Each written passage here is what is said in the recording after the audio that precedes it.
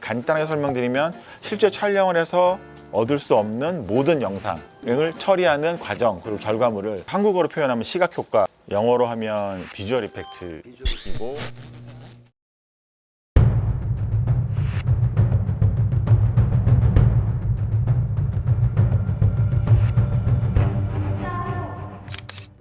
안녕하세요. 서일대학교 영화방송 공인예술과 김익상 교수입니다.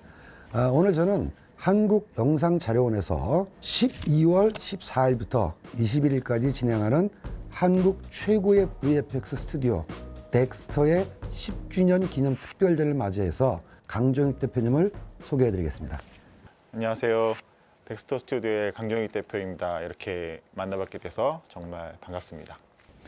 처음에는 대표님이 하시는 일을 CG라고 했고, 근데 요즘은 VFX 회사가 됐단 말이죠. 네. 그 차이가 뭡니까? 이제 한국어로 표현하면 시각 효과이고 시각 효과. 영어로 하면 비주얼 이펙트이고 비주얼 이펙트. 사실 비주얼 이펙트를 그냥 간략하게 줄여 말하게 된 단어가 VFX예요. 예전에는 그런 VFX 개념 자체가 많이 없다 보니 그냥 보통 CG 그려는 게 대화도 편하고 이야기도 편하고 하니까 이제 영화 쪽에서 CG라는 의미로 그런 이야기를 많이 이제 그런 단어를 많이 썼는데 사실은 CG가 범위가 굉장히 넓어요. 그래서 뭐 사진도 어찌 보면 요즘에 다 컴퓨터 그래픽으로 하잖아요. 그렇죠. 포토샵으로 뭐 가공을 그것도 어찌 한다든가. 보면 CG 컴퓨터 그래픽이고 뭐 여러 가지 뭐 애니메이션도 마찬가지고 이제 다 CG인데 거기서 조금 더 구체적이고 의미를 조금 더 함축한 그 단어가 비주얼 이펙트거든요. 시각 효과라는. 그냥 간단하게 설명드리면 실제 촬영을 해서 얻을 수 없는 모든 영상을 처리하는 과정 그리고 결과물을 시각 효과라고 알겠습니다. 그럼 시각 효과 안에 컴퓨터 그래픽도 들어가 있고, 들어가 있죠. 또 컴퓨터 그래픽이 확장된 거를 시각 효과라고 볼 수도 있고. 뭐 그렇죠. 상호 보완하면서 또 서로 속해 있기도 하고 기본적으로 시각 효과는 그 리얼리티를 베이스로 해요. 그러니까 애니메이션이라는 거는 이제 뭐 말 그대로 컴퓨터 그래픽이고 애니메이션틱한 화면과 그런 이제 느낌이라면 시각 효과는 실사를 기본적으로 목표로 삼고 작업을 하거든요. 그래서 중요한 그렇죠. 말씀입니다. 뭘 만들어도 이게 실제로 존재한다라는 전제로 사실은 만들거든요. 근데 그러면 시각 효과는 그게 판타지한 존재이든 아니면 건물이나 교량 같은 실제 있는 존재이든 둘 다 공통점은 진짜처럼 그렇죠. 외계인이 나오거나 괴물이 나와도 그게 실제처럼 보이게 그렇죠. 하는 게 포인트예요.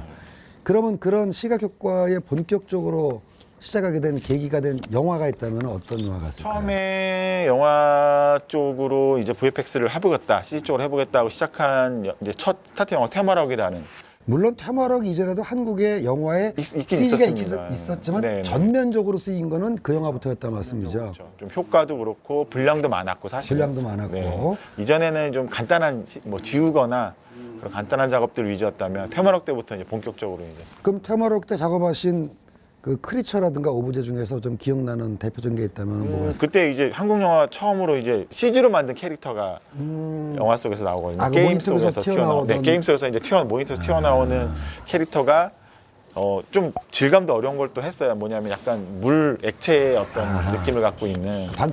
캐릭터였는데, 네, 반투명인데 어찌 보면 한국 영화에서 처음으로 캐릭터라는 어떤 존재가 영화에서 등장을 했죠. 그다음에 또 제 기억에 하늘을 날아다니는 칼 같은 그렇죠. 경우. 월양검도 있었고 월양검 같은 경우 하늘을 날아다녀야 되기 때문에 어쨌든 이제 컴퓨터 그래픽을 이용해서 시각 효과를 이용해서 만들 수밖에 없었죠. 3D로 다 만들어서 배우들이 좀 힘들었을 거예요. 없는 왜냐하면 칼을 이전에 그런 경험을 별로 안 해봤을 그렇죠. 텐데 예. 없는 대상을 이제 향해서 보면서 막 대사도 해야 되고 뭐 연기도 해야 되고 하니까 그럼 테마락에서 하셨던 작업은 그런 이제 현실에 없는 것을 현실처럼 보여야 되는 네. 대표적인 작업이고 현실에 있는 거를 더 진짜 현실처럼 보이게 하는 작업도 있잖아요. 제 기억에는 태극기 휘날림이라는 작품이 나왔을 때 굉장히 좀 유명한 장면이 있었던 것 같은데요. 그 많은 분들이 또 많이 봐주셨고 예. 당시에 이제 한국에서 전쟁 영화를 굉장히 오랜만에 사실 기획하고 만들기로 한 거였거든요. 그렇죠. 태극기 휘날림이가. 몇십 년 만에 그렇죠. 전쟁을 뭐 돌아오지 수행하다가 않는 해병 뭐 이런 이제 예, 한참 많이 방공 영화 형태로 예, 나왔던 영화 이제 이후에 예전에는 사실은 이제 컴퓨터 그래픽이 없던 시절, 그러니까 시각 효과가 없던 시절에는 사실은 뭐 군인들의 숫자를 동원을 하는데 한계도 있었고 다 엑스트라 실제 사람으로 채워야 되는 그렇죠. 경우가 그런 뭐 있어요. 예산도 있으니까 많이 해야 뭐 몇십 명, 몇백 명 정도인데 이제 그렇게 다시 또 이제 보여줄 수는 없으니까 그렇죠. 어느 정도의 스케일로 보여줄까에 대한 고민이 되게 많았었고 제대로 한번 해보자. 실제로도 그랬을 거고 수많은 그렇죠. 피난민들이 갔을 거고 수많은 군인들이 참여한 전쟁인데 그 규모를 좀 제대로 보여주자 해서 그걸 어떻게 하면 표현할 수 있을까에 대한 방법을 되게 많이 고민을 했었어요. 그 당시에. 기억나는 장면이 저도 뭐 부모님 세대로부터 들었습니다만은 그 한국 전쟁 때 그 중공군이 그야말로 막 개미떼 같이 몰려왔다라는 얘기를 뭐 저희 선친께 들은 적이 있는데 말로만 듣다가 영화 속에 그 장면을 보고 정말 깜짝 놀랐거든요. 그 언덕 같은 데서 카메라가 붐업하면서 그야말로 그 중국군들이 그냥 새까맣게 몰려오는. 그래서 저는 당시 영화를 보던 당시에 CG겠지 라고 보면서도 야 굉장히 리얼하다. 저 엑스트라를 다 동원할 수는 없었을 텐데 어떤 솔루션을 찾으셔서 그렇게 한 거예요? 이전에는 사실은 표현하기 힘들었던 게 이제 디지털 크라우드, 그러니까 군중이었거든요.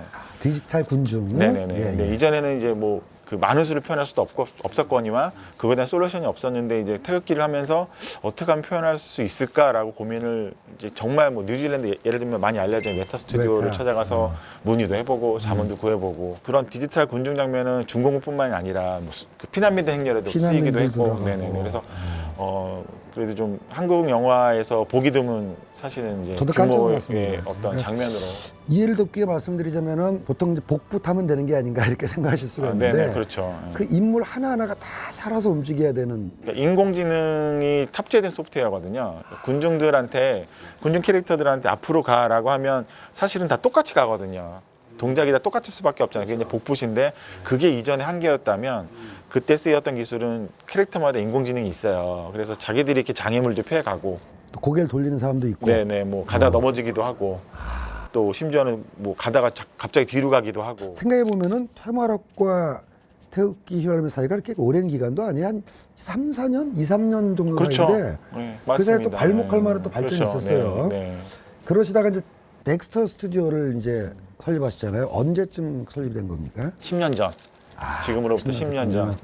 내년이 10주년이거든요. 10년 딱 됐고. 그러니까 태극기부터 덱스터 사이에 또 많은 기술적인 축적이라든가 작업이 그렇죠, 많이 있으셨고. 있었죠. 그 사이에 마이웨이라는 영화도 했었고, 마이웨이. 강재우 감독님하고 이번엔 2차 대전이야 그러고 이제 규모가 더 커졌고 더 많은 이제 뭐 물량이 필요했고 사실은 무기라든가 사람이라든가 여러 가지 해외 돌아다니면서 찍기도 했고 그리고 또 이제 그 만든 사람 입장에서는 태극기도 강재우 감독과 같이 했지만 또 뭔가 또 다른 또 그렇죠. 전쟁 자체가 워낙 비교할 수 없는 규모가 큰 전쟁이었기 때문에 뭔가 또 다른 거를 표현해야 된다는 좀 나름의 부담감도 좀 있었고. 그렇게 안 해본 작업, 이전까지 안 해봤던 뭐 군중을 구현한다든가 뭐 크리처를 만들어야 된다든가 그러면 흥분되는 게 더 많습니까? 이거 잘 해낼 수 있을까라는 걱정이 전자가 더 좀 많죠. 아 그래요? 네. 그러니까 그런 데서 또 쾌감이 있는 것 같아요. CG로 제일 편하기 어려운 게 물하고 털이다 라는 말씀 많이 들었거든요. 그러다가 덱스터가 설립되고 나서 미스터고라는 작품을 하신다는 얘기를 듣고 네. 아 털이네. 네. 그 다음에 또 이제 바로 하신 작품이 해적. 그리고 바로 물이네. 또 했죠. 그래서 제가 개인적으로는 야 덱스터는 털과 물 모두 다 도전하는구나 그런 생각이 들었는데 어떻게 좀 에피소드 같은 거 없습니까? 일단 미스터 고가 먼저니까 아무래도 덱스터를 어쨌든 만들면서 처음으로 이제 프로젝트를 진행했던 영화이기도 하고 당연히 이제 그 고릴라를 만들어야 되는 저희 입장에서는 그럼 털을 어떻게 할 거야라는 게 관건이었어요. 그 털이 그냥 씹는 거로 되는 게 아니라 운동할 때마다 출렁거리기도 그쵸. 해야 되고 예. 바람이 불어오면 거기에 쓸려 날리기도 해야 되고 이런 것들이 다 비가 오면 살아있- 물에 젖어야 되고. 근데 이제 그거를 아무래도 고릴라 또 주인공 중에 그러니까. 한 명이다 보니까 그쵸. 얼굴을 잡는 클로즈업도 많고 주름이든 털이든 이게 이제 그냥 멀리서 봤을 때와 가까이서 봤을 때 샷 자체의 디테일이 달라야 되기 때문에 버전이 되게 많았죠. 클로즈업용, 뭐 약간 중고리, 원고리. 그렇다면 그렇게 털에 대한 도전을 마치시고 난 다음에 물에 그다음에 대한 물, 도전은 또 예. 그 시나리오 받았을 때 역시 또 걱정되거나 답답한 점은 없으셨어요? 일단 해적이 나오니까 당연히 바다가 나와야 되는데 당연하죠. 그 바다 처음에 고민이 그거였어요. 촬영을 하기 전에 자 그러면 배를 만들어서 바다로 일부 나가서 찍자라는 의견도 당연히 있었는데 제가 예전에 태풍이라는 영화를 찍으면서 태풍. 네. 바다에 한번 나가면 와 진짜 시간이 통제가 안 되고 통제도 안 시간은 되고 가고. 시간은 없고 일단 찍을 수 있는 분량이 많지가 않고 그 배를 움직인다라는 게 보통 일이 아니더라고요. 불가능하죠. 그래서 그 아예 전략을 다시 짰죠. 양수리 그 세트장에 야외에다가 종합 촬영소에. 큰 이제 배 세트를 만들고 움직여야 되니까 짐벌 장치로 또 다시 고안해서 다시 만들고 위압 장치를 넣어가지고 흔들리게 하고. 네, 이렇게 해서 이제 결국에는 바다에 실제 바다 안 가면 나가 찍은 장면은 없고요. 그 당시에 그 물은 또 어떻게 할 거야? 또 그거든 그거대로 이렇게 물을 만드는 기술을 또 다시 또 개발을 한 거예요. 그래서 과거 같으면 거의 뭐 10시간, 예를 들면 10시간 걸렸던 거를 뭐 테스트 한 번 하고 렌더링해서 확인하는데 뭐 1시간이면 되게끔 다시 만들어서 그걸 거의 모든 샷에 적용을 했죠. 바다 표면에 물결, 물방울 뿐만 아니라 가령 고래가 지나간 말이죠. 물과 고래 사이에도 그 물이 있으니까, 바다가 있으니까 광선이 물을 거치면서 그렇죠. 이렇게 굴절돼가지고 네네, 그 고래에 비치고. 네. 그게 그래서 저는 저거는 해양 다큐멘터리 푸테지를 갖다가 썼나? 아니, 왜냐면 그렇지는 너무 않아요. 자연스러워서 네, 네. 그런 것도 해결하신 네, 건가요? 네, 그렇죠. 다큐를 쓴 건 없고요. 예, 다 그것도 결국에는 이제 생략할 수가 없는 요소잖아요. 그렇죠. 그래서 그것도 이제 어떤 게 제일 자연스럽고 어떻게 만들어야 자연스러운지에 대한 고민을 당연히 하죠. 그러면 이제 물과 털을 해결하신 다음에 당연히 뭐 신과 함께라는 작품을 우리가 빼놓을 수가 없거든요. 신과 함께에 대해서 좀 기획하게 된 배경을 할까? 신과 함께 같은 경우는 사실은 이제 다른 감독님들이 먼저 해보겠다고 하고 결국에 김영 감독님한테 안착을 한 케이스인데 또 어찌 보면 또 최초로 1편과 2편을 동시에 촬영하고 1편과 그렇습니다. 2편을 6개월 단위로 개봉을 하겠다는 계획을 세우고 했으니 촬영만 해도 거의 1년을 찍고 이런 형태의 영화를 개봉하는 방식이 성공할 줄도 사실 아무도 모르고 외국은 그런 사례가 몇 번 있잖아요. 반지의 제왕은 촬영을 1년 정도 하고 1년씩 후반 작업을 해서 3년에 걸쳐서 네, 개봉을 그렇죠. 하고 하나 하시겠죠. 신과 함께는 뭐 2편이긴 하지만 네. 반지의 제왕은 3편이고 2편을 1년 내에 다 끝내고 6개월 단위로 개봉을 했죠. 개봉을 했다라는. 근데 이게 왜 되게 힘든 거였냐면 예. 시장 자체가 사실 사이즈가 안 그렇죠. 되잖아요. 그러니까 헐리우드에서 만든 영화는 전 세계를 대상으로 하기 때문에 반지의 제왕은 그게 그 정도 가능했죠. 시간과 비용을 들여도 사실은 가능한데 한국에서 2편을 동시에 제작하면 사실 편당 제작비 자체가 올라가는데 그렇습니다. 저 1편이 또 실패하면 그렇지. 2편까지도 영향을 또 많이 받는 게 또 그렇죠. 현실이다 보니까 정말 사활을 걸고 했죠. 덱스터 입장에서. 또 저희가 제작에도 참여한 영화이기도 그렇습니다. 하고 네. 투자도 했기 때문에 네. 더더군다나 그 영화의 흥행에 따른 부담을 엄청나게 안고 거의 뭐 한 3년 가까이 매진한 영화. 근데 기술적으로는 뭐 좀 어려운 게 없었나요, 신과 함께? 아무래도 뭐 지옥이 없잖아요. 어디서 뭐 빌려서 찍을 수 있는 것도 아니니까. 그렇죠. 그리고 가본 적도 없고 누구도. 예. 그러다 보니 이제 뭐 그래 그럼 다 상상해서 가는데 7개 되는 지옥을 현재라는 시대에 맞춰서 재해석하는 과정을 굉장히 많이 거쳤고 컨셉도 많이 그리고 뭐 프리더션 단계에서 되게 준비를 많이 했고 그린 스크린 세트 촬영이 굉장히 많았어요. 그렇겠죠. 극히 일부만 세트로 구현하고 나머지는 다 VFX 구현을 할 수밖에 없었기 때문에 그 공간들을 다 재창조로 그러니까 새롭게 거의 다 뭐 90% 정도 애로사항이 만들어야 되는 많았겠네요. 네, 그럼 많았죠. 배우들도 그렇고 시각효과 하시는 분들 입장에서도 그렇고. 네, 많았죠. 요소도 굉장히 많이 들어가고 뭐 다양한 요소가 나 크리처도 나오고 뭐 신비로운 공간도 나오지만 또 막 굉장히 모래바람이 막 일어난 사막 같은 지형도 나오고 그렇죠. 예, 굉장히 요소가 많은 영화였어요. 항상 덱스터는 새로운 과제에 도전을 했는데 네. 그 다음 과제는 저도 그건 약간 놀랐어요. 우주로 갔어요. 그 사이에 그게 있죠. 백두산. 백두산이 있었고. 한국에서 재난이 일어난다면 화산 폭발 자체는 뭐 화산 폭발되는 장면은 있지만 이걸로 인해서 그 남한 그러니까 대한민국에 황폐화된 지진이 일어나서 지진이 일어나는 건물이 무너지고 뭐 땅이 갈라지고 하는 거가 사실은 이제 이야기를 관통하는 메인 스토리인데 그렇습니다. 그게 뭐 온전히 다 풀시즈를 할 수는 없으니까 전체 시즌 아니고 배경이 되나면은 실제를 많이 찍었단 말씀이죠. 그렇죠. 네, 실제로 뭐 도로라든가 골목이라든가 실제로 다 많이 찍었는데 뭔가 부서진 파편도 나오고 뭔가 연기도 나고 하잖아요. 그러니까 그런 작업들은 다 어려워요. 일단 시간이 많이 들고 비용이 많이 드는. 뭐 거기 보면 이제 뭐 한강이 막 넘쳐가지고 막 그 반포대교도 막 넘고 그렇죠. 홍수가 일어나고 물도 나오고 뭐 지진도 불도 나오고 나오고 지진도 화산도 나오고, 폭발해야 되고 연기도 나오고 예, 거기다 또 북한도 또 설명해야 되고 공간도 만들어야 되고 하니까 나름 덱스터가 하기 딱 좋은 영화예요.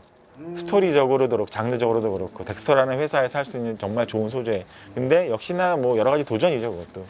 그러고 난 다음에 우주로 나간 거죠. 그렇죠. 한국에서도 우주를 배경으로 영화가 한번 나와야 되지 않겠어라는 생각은 되게 예전부터 많이 했었어요. 왜 맨날 우주 영화를 보면 이렇게 서양인들이 나와가지고 막 자기들이 지구를 다 구하고 막 이래야 되는 거에 대한 불만?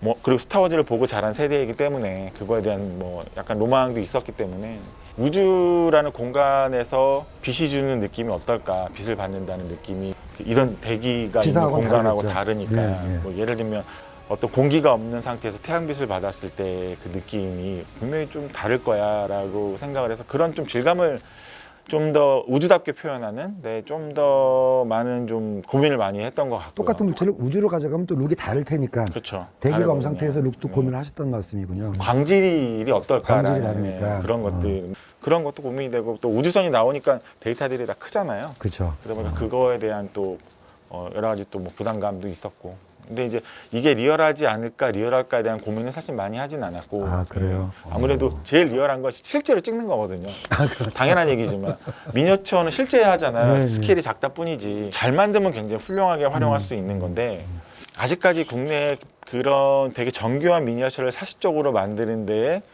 그 노하우라든가 기술적으로 쌓여있는 데이터가 크진 않아요. 그렇게 하느니 VFX 기술이 그래도 많이 발전이 돼서 데이터를 정교하게 어셋을 잘 만들면 충분히 표현 가능하니까. 그러면 그 공개가 가능하신 범위 내에서 라인업을 소개해 주실 수 있다면은 그 더문이라고 제목은 더 더문. 문. 네, 달에 갔다가 오는 사람들의 이야기. 굉장히 기대하고 있습니다.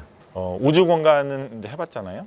그렇죠. 근데 이제 또 다른 도전은 그거죠. 달 표면은 또 어떻게 할 거야? 뭐 이런 또 도전이 생기는 거죠. 그럼 질감이나 이런 거 완전히 다를 그렇죠. 텐데. 그걸 다 어떻게 다 시술할 수도 없는 거니까 일부 촬영은 하는데 하더라도 어떻게 할 거야 표현을 달처럼. 저희가 항상 컨텐츠를 기획을 할 때 그런 얘기를 저희들끼리 많이 하는데 덱스터다운 컨텐츠를 좀 만들자. 덱스터다운. 덱스터만 할 수 있는. 뭐 어차피 로맨틱 코미디든 뭐 그 멜로드라마, 휴머니즘 영화 이건 휴머니즘. 다 잘하시는 분들 많잖아요. 사실은 이미. 근데 이제 덱스터가 할 수 있는 영화는 아무래도 그런 좀 새로운 소재, 새로운 공간, 새로운 이야기 그리고 새로운 비주얼을 어쨌든 좀 선보일 수 있는 소재로 사실은 많이 기획이 되고 있고 그런 영화를 만드는 게 저희도 즐거워요. 사실은 참여하는 스태프의 한 사람으로서 그러다 보니까 계속 그런 영화들이 나오는 것 같아요. 그럼 도전적이고 불가능하다고 생각됐던 시나리오를 가진 분들은 덱스터로 찾아오라. 아 그럼요. 언제든지. 오늘 뭐 강조익 대표님과 함께 정말 재미있고 알차고 유익하고 저도 모르던 그 카메라 뒤에 재미있는 얘기를 많이 들었는데요. 자, 어쨌든 여러분 이제 영상 자료원에서 선보일 덱스터 10주년 기념 전시에 정말 알차고 재미있는 컨텐츠들이 많이 준비되어 있으니까 꼭 영상 자료원 오셔서 관람하시고 그런 시간 가지셨으면 좋겠습니다. 오늘 대표님 시간 내주셔서 감사하고요. 조만간에 또 더 좋은 일 뵙겠습니다. 네네. 감사합니다. 네, 감사합니다. 네, 감사합니다.